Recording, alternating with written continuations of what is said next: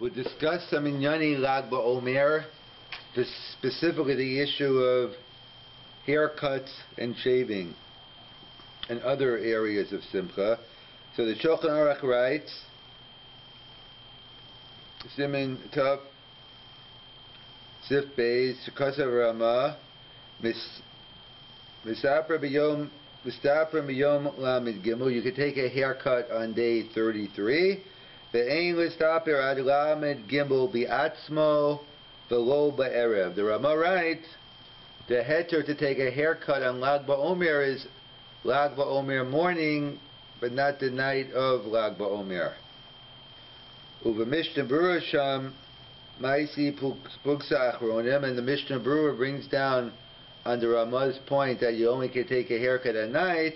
He brings down a machlokas. There are those who may kill him with staper gami berer, those who are lenient even to take a haircut the night before. The sarach bira be'er pukosam. And what is the nekudas hamachlokas here? What's the pshat in the Rama who says one should be machmir or one should not take a haircut until lamed gimel bayom? And the opinion of the other achronim seem to say even lamed gimel balayla one is permitted to take a haircut. The Nira Lavar the Yisod Machukosam Mimheter Hatisporis B'Yom Lamed Gimel Omer Hu Mishum Mixus Hayom Kukuo is what is the reason why we're allowed to take a haircut on Lag B-OMER itself? Because the Kibi Emes Gama Lag B-OMER Mesu L'Urai Linoko Balavelas, that really, according to different opinions, they start on the 33rd. So why are we allowed to take a haircut at all? If you go with the first shita, the Avelis ends on Lag B-OMER, you should have to wait to the end of Lag B-OMER because that's when they stop dying. However, it must be working. We have a principle like we have in Avelis. We have Shiva Shloshim, so we all know. When it comes to Shiva, we say Mixus Hayom Kakulo. We say Mixus Hayom Kakulo, you sit the seventh day and you get up right away. So too, it's the end of the unit here. Mixus Hayom Kakulo, Avilei Ki'ilu Tamu Halam Gimel Yamim, Davelas Mixus Hayom. That seems to be the shita. It's Mixus Hayom Kakulo, and therefore you can even take a haircut on Lamed Gimel. And I guess similar to the Machaber shita regarding the 34th day of the Omer. So if the issue is only out Mixus Hayom Kakulo, so in general there's a machlokas Rishonim where you say Mixus Halayla Kalayla. We don't pass in that way. We don't say you sit at night of Shiva and then you get up. We wait till the morning. So similarly by Lag B-OMER, Mixus Hayom Kakulo. If that's the case, then obviously there's no heter to take a haircut at night. So imi shem the heter hatis boris b'lam gimel omer hu mishem the lam gam omer chashav kiyanta. But if you can have nothing to do with mixus hayom kakul, Lag B-OMER is a mixus yantav. It's a quasi yantav. So if it's a quasi yantav, so therefore then the vayiyer vayiboker yom echad, the day begins at night. If there's a heter to take a haircut on Lag B-OMER, it begins immediately. Uesada echad. And if you, according to this first shita, that the heter is mixus hayom kakulo, ach mishum mixus hayom kakulo, ein heter listaper erev kizel b'chal mixus hayom. V'chol heter noeg rak b'haboker. But mitzod heter hu ki kibalno es yom lam gimel lam liyantov. That seems to be the issue. As Rav Selevan explains, as it's brought down in the Harei Kedem, that's in the Kudah. If you hold mixus hayom kakulo, so then there's no heter the night before. If you hold Lag B-OMER is chashav kiyantif, so then even the night before. But Raya Brura is there, and I'll bring you a great proof to this, or a clear proof. Habesif Gimel Maisi Rama. What does Rama write? The Baharbe Makomos No Hagen Libnos as Halama Gibel Yom Mi Beis Iyar Ashuas. Many people have a different count. They count Sphira from Rosh Chodesh Iyar until close to Shruas. And yet,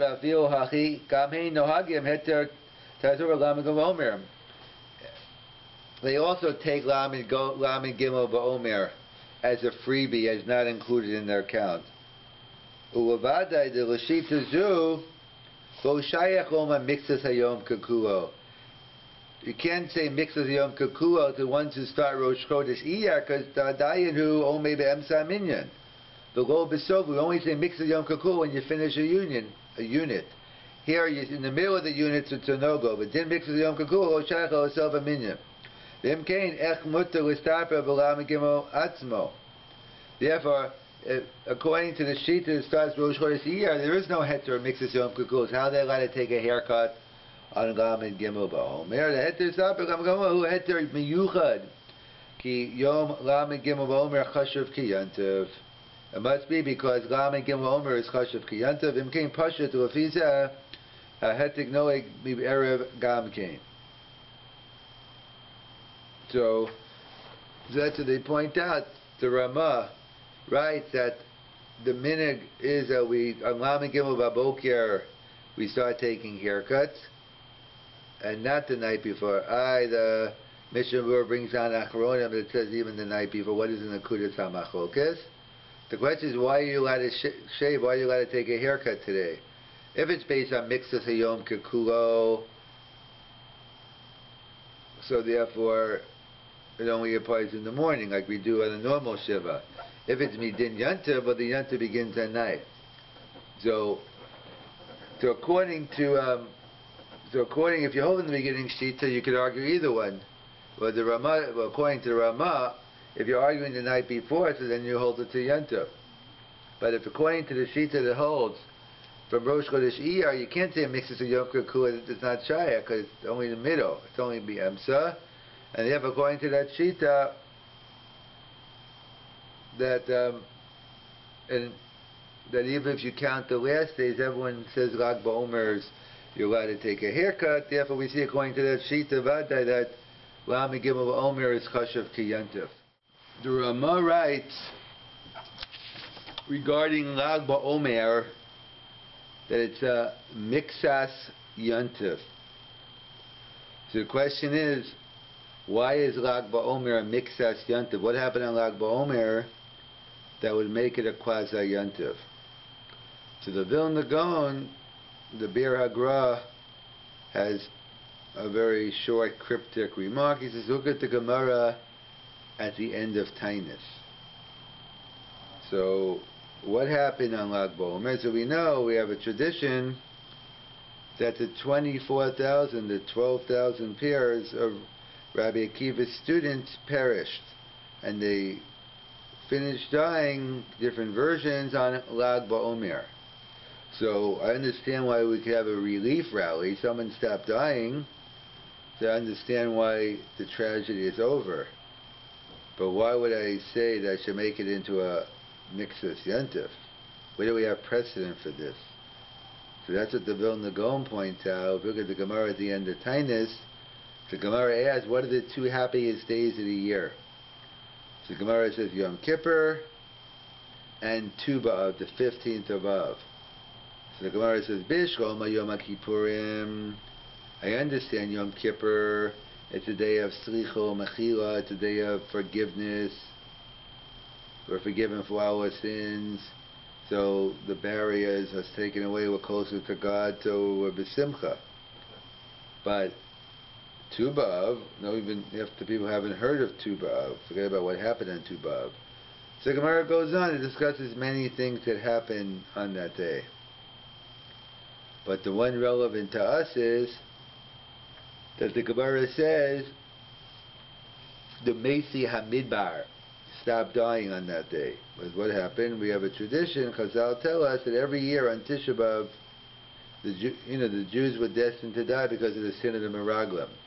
So on Tisha B'Av, what would happen? Excuse me. What would happen? People would dig their own grave and go lie in their grave. So those who woke up got out of the grave. Those who didn't wake up got buried there. And this went on every year. And finally, many years later, when close to the last year, they did it one year and everyone woke up. So they figured, okay, we got the date wrong. They did it the 10th of Av, the 11th. until finally the 15th of Av, they realized that the Rachamei Hashem, he's no longer going to punish us anymore. He let us live.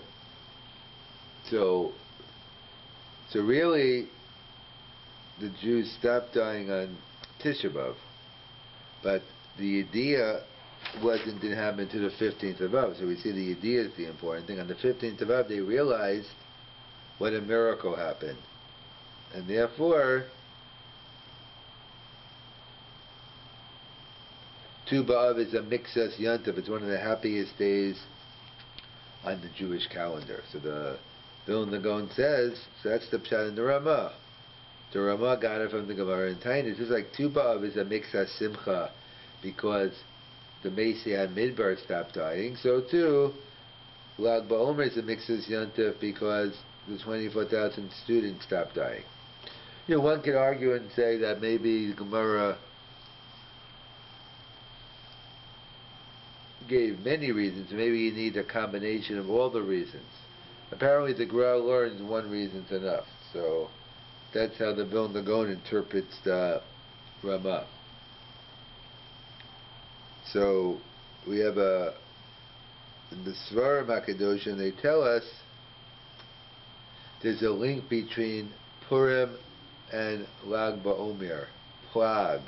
Pei is Purim, Lamed Gimel. What's the connection between Purim and Lag BaOmer? So we know that Purim and Lag BaOmer always fall out on the same day of the week. Just like Leil Pesach and Tisha B'Av, there's some link between Tisha B'Av and Leil Pesach. So too, Purim and Lag BaOmer always fall out on the same day of the year. This year, both on Sunday. And therefore we see there's some type of link. But what deeper connection is there between Purim and Lag BaOmer? Besides falling on the same day of the week all the time, that's a simon, then it must be a deeper connection. So what is the connection between Lag BaOmer and Purim? So to understand that, we have to know what actually happened on Lag BaOmer. I don't mean the 24,000 students, but well before that. If we go back to the book of Bereshis and the story of the flood of Noach, we have a tradition that the Mabul began on Yud Ches Iyar, on the 18th day of Iyar, which is the 33rd day of the Omer. So Yud Ches Iyar was the beginning of the Mabul. And as well, we have a tradition that the mud started falling on Yud Ches Iyar. So we see that Yud Ches Iyar is a very auspicious time. It can be a time of Klala, like a Mabul, or it can be a time of Bracha, like the mud. So too with Purim. Originally it started off as a day Haman made a Gzeira, Lahashmid, Laharog es Kol Yehudim. At the end of the day, the Gzeira was Nispato, and the Jews turned Purim into a holiday. So that's the connection. And just like Purim, we see the 14th of Adar was an inauspicious time. It could have been a time of tragedy or a time of joy. Just like by Purim, it changed from tragedy to joy. That's also a thing with Lag BaOmer. It started off with the Mabul, but it transformed itself into the mud. And that's the connection between Purim and Lag BaOmer. That the heavens miraculously opened, and therefore it can either be destruction or blessing. So to realize as well the special day of Lag BaOmer and Purim. Another thing that happened on Lag BaOmer later on, and it's very popular today, I think hundreds of thousands of people go up to Meron and they go to the kever of this tzaddik, of Shimon Bar Yochai.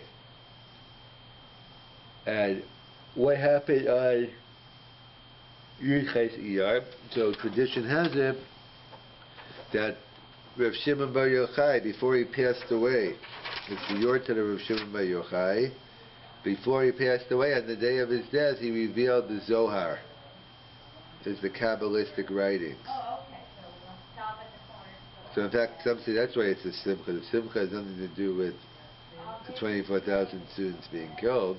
The fact that he revealed the world of Kabbalah, the Torah of Kabbalah to us. There are different days of Kabbalah Torah. Shavuos is the day of Kabbalah Torah of, as we'll see, of the Nigla, and Purim will be the Nister. We'll get to in a minute. But that's what Rav Shimon Yochai we find on Lamed Gimel B-OMER, a revelation of what is hidden. So on Lamed Gimel B-OMER, God revealed, or Rav Shimon Yochai revealed the Kabbalah, the Zohar. And on Purim, we know Purim is only Yontif, only Megillah. It doesn't have God's name in it. God was working behind the scenes. So Purim was hidden as well. That's the connection.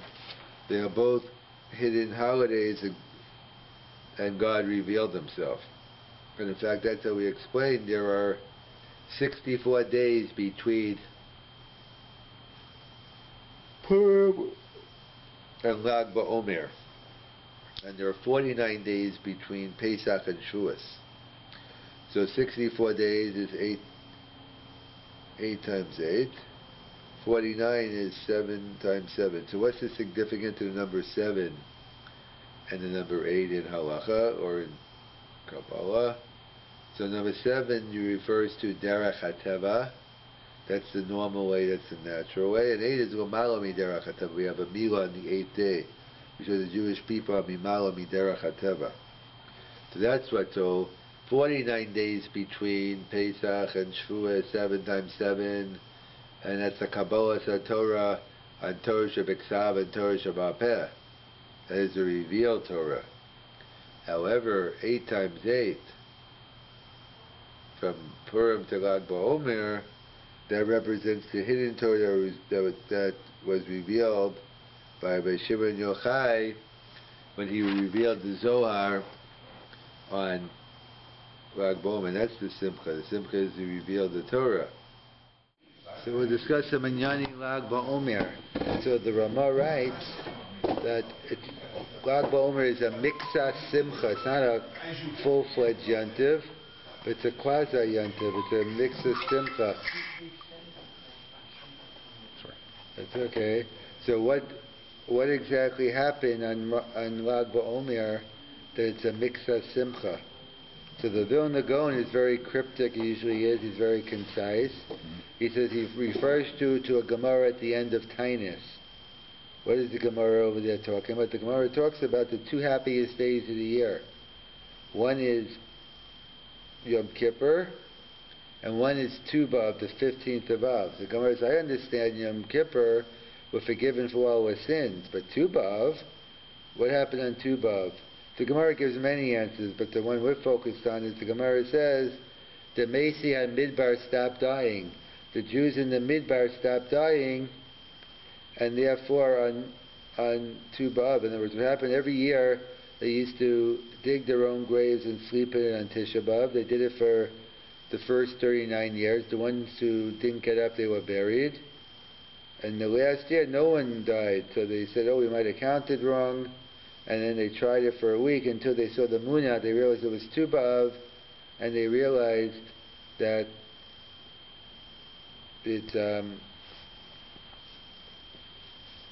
Tu B'Av, and they realized that there was the God's chesed they weren't going to die this year. So we see from the fact that the Mesi and Midbar stopped dying, that was enough to consider Tu B'Av a quasi-yontif. So same thing here. We know that 24,000 students of Rabbi Akiva. That's the reason why we're in Avelis now. Shelo nagu kavod zeh lezeh. So therefore we have a tradition according to some that they stopped dying on Lag B-OMER. So since they stopped dying on Lag B-OMER, so it's a mix of simcha that the tragedy is over and we have like a relief rally. So that's what they point out. But still, there has to be more than that. There has to be more than just a negative ending. We need more than Sor Meira. We need a Seitov. It can't be just because something bad stopped happening. We need more than that. So others point out you go way back before Rabbi Akiva's students. There's a movie on Noach now or something. So I haven't seen the movie, but in the Bible it tells me about the flood with Noach. So the world was destroyed. So when did the Mabul begin? To have a tradition, the Mabul started on Lag BaOmer. Obviously it wasn't Lag BaOmer then, but it started on Lag BaOmer that day.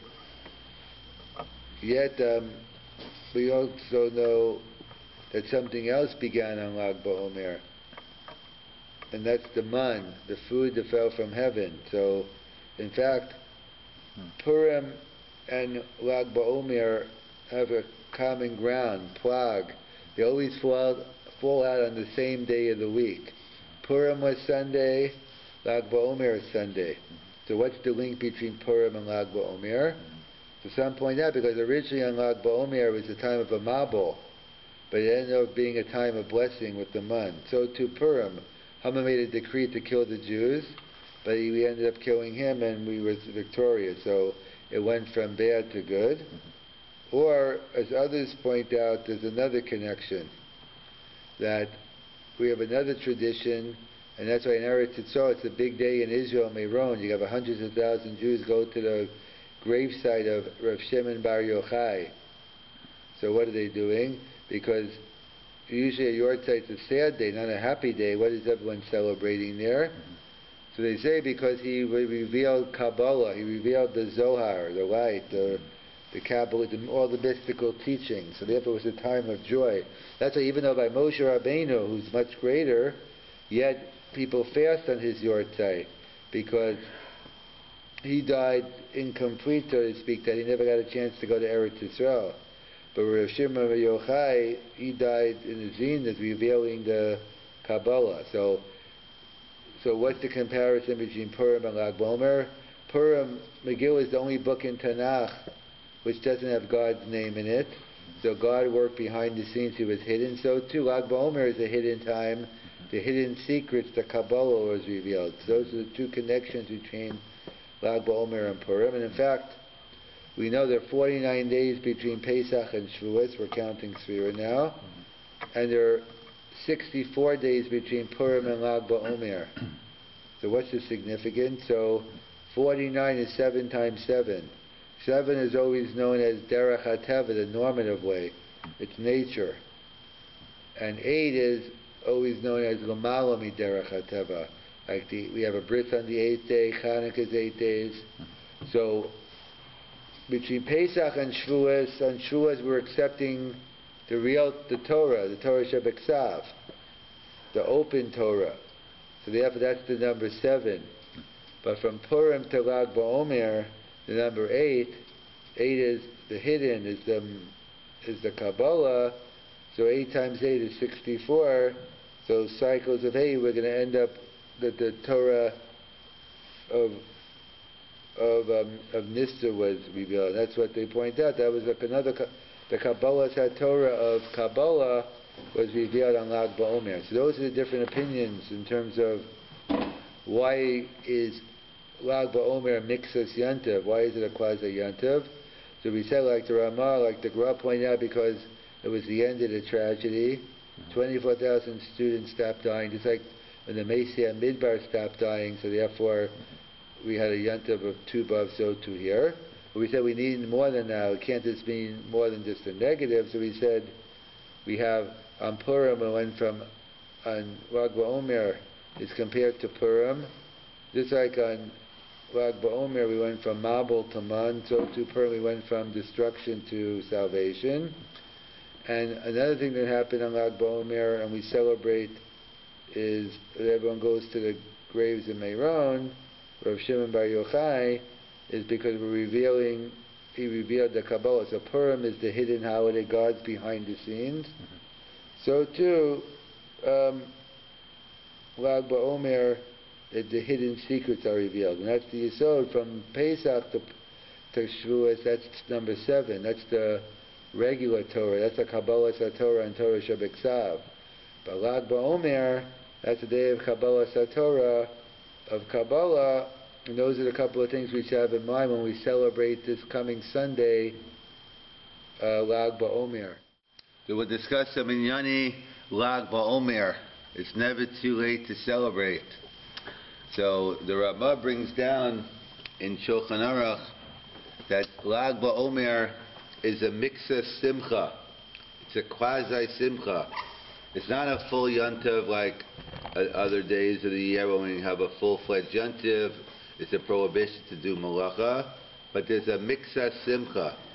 But he doesn't tell us what is the mixa simcha on Lag B-OMER. So the Vilna Gaon, in his notes on bottom of the Shulchan Aruch, this refers you to the Gemara at the end of Tainus. The Gemara at the end of Tainus is discussing what are the two happiest days of the year. So now what are you thinking? But Yom Kippur and Tu B'Av. Yom Kippur and Tu B'Av, the 15th of Av, a week after Tisha B'Av. So the Gemara says, Bishkol Mayom HaKippurim. I understand Yom Kippur because it's the day of forgiveness. We're forgiven for all our sins. We get to start fresh again. So, and sin separates us from God. The closer we are to God, the happier we are. So I understand Yom Kippur. But Tu B'Av, most people never heard of it. Forget about what happened on that day. So what happened on Tu B'Av? So the Gemara lists many reasons, but I'll just focus on the one relevant to us. So the Gemara says one of the reasons we celebrate Tu B'Av is because we know when the Jews committed the sin of the Meraglim, the spies committed the sin about the speaking evil about the land, so they were destined, the whole generation was destined not to enter the land of Israel. So every year people used to die. How the Medrash has a graphic explanation, how every year on Tisha B'Av everyone used to dig their own grave, literally, and they used to go to sleep in that grave. Those who didn't wake up, I guess someone else finished off the job and just finished the burial. Those who got up continued on to the following year. This went on for 39 years. In the 40th year, a miracle happened. Everyone woke up. So they figured, oh, we got the wrong date. So they did it again on the 10th of Av, 11, 12, 13, until they got to the 15th of Av. They saw the moon out. And the moon really works in the Midbar. I was just driving last night on 1781. Without light, it's pretty dark out there. So you don't realize how much light the moon gives. So they realized when they saw the moon, oh, it's the 15th of Av. And they took it as a sign that God forgave us. He gave us a freebie. That year no one's going to go. And therefore, so interesting to note that even though they actually stopped dying on Tisha B'Av, but it was the idea, the knowledge didn't hit until the 15th of Av. We see the day of celebration is the 15th, not the 9th. We find that in other areas as well. The obligation of Shiva is only when you hear the Shmua, only when you hear the news. Even if it happened 28 days ago, but if you heard it now, so Avelis begins now. Within 30 days, you begin your Shiva and Shloshim. So we see it's the idea of something, the knowledge of something that creates either the Simcha or the mourning. So either way, the Gemara says Tisha B'Av is a day of quasi-Simcha because it's the day the Jews stopped dying in the Midbar. So that's what the Vilna Gaon says. We have a tradition that on Lag B-OMER, the 24,000 students of Rabbi Akiva who we were mourning during this time period stopped dying. So they stopped dying on Lag B-OMER. So we see, just like when the Jews in the Midbar stopped dying, it was a day of quasi-simcha. We have a holiday of Tu B'Av. So too, Lag B-OMER is also a day of simcha. It's a day where the Jewish people stopped dying. So it's kind of like so I understand a relief rally. After bad news, you feel a little better. But to make a quasi-yontiv out of bad news stopping, so, there has to be more to it than that. But we see from this Gemara, at least, and some say by Tu B'Av there are many other reasons. Maybe that wasn't the only reason. So it seems to be we need more than that just to have a quasi-yontiv. So the Mepharshim point out that you're right. It wasn't just the mere fact that they stopped dying. Other things happened on that day as well.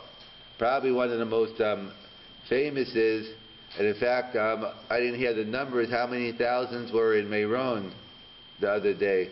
Like hundreds of thousands now They even go up for Shabbos now. They make a whole weekend out of it, the long weekend.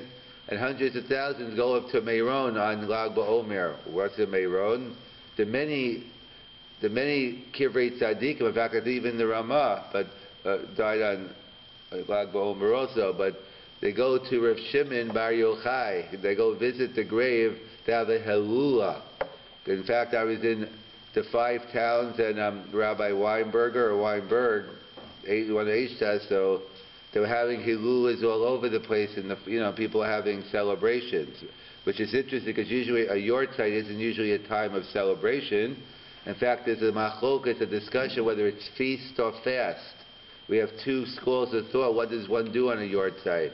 So many have, the Shulchan Aruch brings down the custom of fasting, and among the Hasidic circles, which is extended to non-Hasidic circles, who wants to fast, they make a tikka, they make a breakfast, they have honey cake, they have schnapps, because they're both true. It's a time of mixed emotion. On one hand, you lost your loved one, so you're not going to be celebrating. On the other hand, you think back how much you've learned from them, or your parents, or your loved ones, so therefore it's a time of simcha as well. So either way, so Rav Shimon Bar Yochai, it's the death of Rav Shimon Bar Yochai. But Moshe Rabbeinu was a lot greater than Rav Shimon Bar Yochai. We don't make parties on Zayin Adar. In fact, in many communities, the custom is to fast on Zayin Adar. And if you work in the Chevra Kadisha, so many have a dinner on. So in many places, they have fast on Zayin Adar. They have a dinner post Zayin Adar.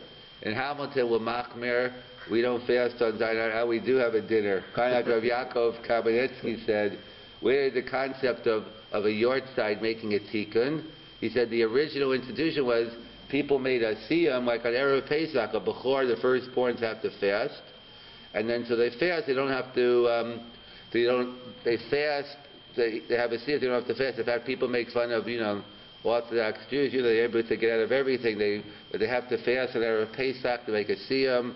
The joke is, so someone, people say, well, I'll sell my lungs to someone else. I won't get cancer either when I smoke. But either way, it's a different discussion. They point out that on Lag BaOmer, this is the time where Rav Shimon Bar Yochai passed away. So why by Zayin? So they say the way he passed away. Moshe Rabbeinu died without going into his dream, going into Eretz Yisrael. But Rav Shimon Bar Yochai went out with a bang. He revealed the Zohar. That's the work of Kabbalah, the hidden secrets. That's what it's all based on. Rav Shimon, not the Madonna Kabbalah, but the real Kabbalah from Rav Shimon Bar Yochai, and he revealed it on that day of Lag BaOmer, and therefore that's why they have these hilulas, because they're not celebrating the death of Rav Shimon Bar Yochai, but what happened on that day. So, in fact, we have something called, they call Lag Sameach in the Eretz Yisrael. Therefore, it wouldn't be a riot to BaOmer, LaOmer, because it fits in, you could say Lag Sameach.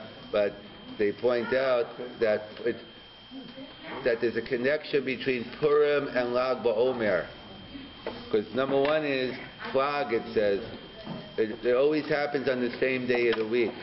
Purim and Lag BaOmer always fall out on the same day of the week.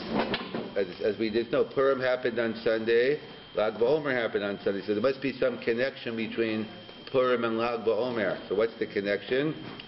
So different schools of thought. So one approach is the connection between Purim and Lag BaOmer is well before Rav Shimon Bar Yochai revealed the Zohar, some other things happened on Lag BaOmer. Of course, it wasn't Lag BaOmer then. I don't know if they were counting, but it was Yud Chaziyar, or whatever the date is. So they point out the Mabul began. Again, the 2 traditions when the Mabul began, but one, according to one opinion, the Mabul began on Lag BaOmer.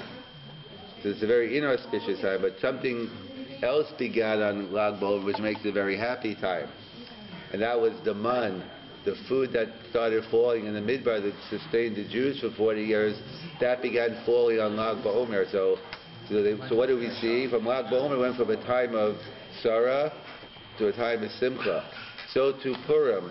Haman say Lahash Bilaharis call Yehudim. It started off as a terrible day, but ultimately it turned into a Simcha. Haman was killed and we were saved. So one connection between Lag BaOmer and Purim. Another one they point out is, Purim is the only book in Tanakh that doesn't have God's name directly mentioned in it. Why? Because the miracles happen behind the scenes. That we have to. It looks like one coincidence after another, but we have to see God behind the scenes. So too, Purim is a hidden day where we see God. That's what Lag BaOmer is. Rav Shimon revealed the hidden secrets. He revealed the Kabbalah, and therefore that's the connection. So we see the fact that Purim and Lag BaOmer always fall on the same day is the link, like we have by Tisha B'Av and Pesach. It always falls out. That's what they point out, either from Tzara to Simcha, or from this Purim is the hidden miracles, and Lag BaOmer the hidden secrets. In fact, that's what some say. That was one of the days of Kabbalah Satorah, as we'll see. And in fact, they point out that there are 49 days 7 weeks between Pesach and Shavuos, right? How many days between Purim and Lag BaOmer? So there are 64 days. 8 times 8. So what's the number 7 represent? What does the number 8 represent? So in general, the number 7 represents Derech HaTeva, 7 days of the week, the Shemitah cycle. We use the number 7 in a normal way, a natural way used throughout. The number 8 is always used as a number Mimala Derech HaTeva. So we have a bris on day 8. Hanukkah is 8 days. It shows the Jewish people are above the laws of nature. So that's what they point out. So 49 days between Pesach and Shavuos, the number 7. Because what was given on Shavuos? The Torah Shebeksav and the Torah Shebal Peh. Our open Torah was given the normal way. God spoke to Moshe 40 days, 40 nights. However, between Purim and Lag BaOmer is number 8. That's Mimalo Midera. What was given on Lag BaOmer? The Torah of Nister, the Torah of Kabbalah, and that's what alluded to it in the 8th day. One other thing I left out, and that's there's an old minhag of playing bow and arrow on Lag BaOmer. What is that based on? Because in Hebrew, we said the Mabul started on Lag BaOmer. So Keshet in Hebrew is rainbow. It's also bow and arrow. So that's why the old minhag was that people used to play bow. Now we have barbecues and they have baseball games, at least in North America. So to summarize, we discussed what's the celebration of Lag BaOmer. So the Rama writes Miksa Simcha, and the Gra refers us to the end of Tainus, like Tu B'Av. It's like the Mesi and Midbar stop dying, so too Rabbi Kiva's students. That's just a relief rally. We need more than that. So that's what we have. Rav Shimon Yochai revealed the Kabbalah Eiwine of Moshe Rabbeinu. Because Moshe Rabbeinu died, he didn't get to go to Eretz Yisrael, but in terms of he got to reveal the Kabbalah and people started learning him. And what's the connection? We know Purim and Lag BaOmer fall out on the same day. What's the connection? Either like from Mabul to Man, so too from Haman, from Zera to Gula, or Purim was a hidden book, so too Rav Shimon Yochai opened, and that's the illusion. 7 times 7, series of 7. Our Torah Shebeksav about Peh, but the Torah Sanista were given between from Purim to Lag BaOmer. That's the number 8, and that's the old minhag as well, to playing bow and arrow on Lag BaOmer.